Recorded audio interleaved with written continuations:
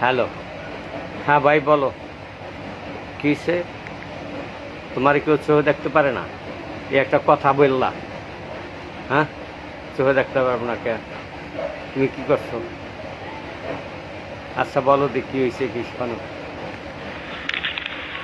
Hello বড় ভাই। হ্যাঁ। বড় ভাই, আমি খুব কষ্টে আছি বড় ভাই। কি? বড় ভাই, আমি কোনো জায়গায় শান্তি পাই না। কেন? আমি কোনো জায়গায় কারো কাছে মুখ পাই না। বুঝি না আমি কি ভুল করছি। শোনো, আমি যেখানে যাই সেখানে মানুষ আমার দূর দূর করে তাড়ায়। কারণ কি জানো? আচ্ছা বড় ভাই।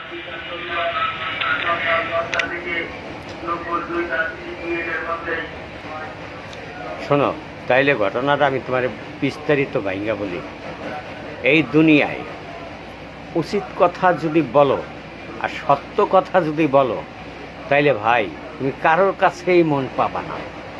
কারণ অনেক সময় দেখা যায় কি জানো, তোমার আপন অনেক কাছের মানুষগুলো তুমি উচিত কথা বলায় তুমি তার কাছ থেকে অনেক দূরে চলে গেছো।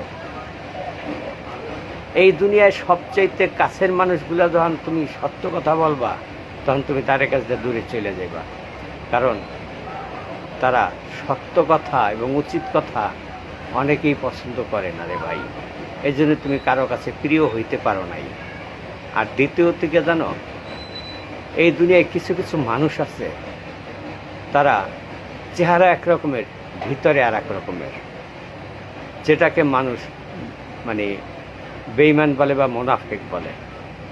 কারণ এরা চাপে পড়লে রূপ বদলায়, কিন্তু যখন চাপ চলে যায় তখন তারা সেই আগের রূপে চলে যায়।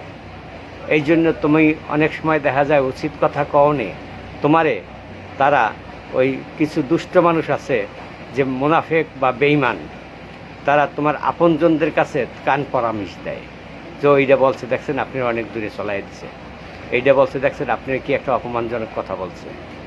আসলে যে তুমি সত্য কথা বলছো, সেই জন্য সে যদি অপমানিত হয়ও, তাহলে তো কিছু বলার নাই।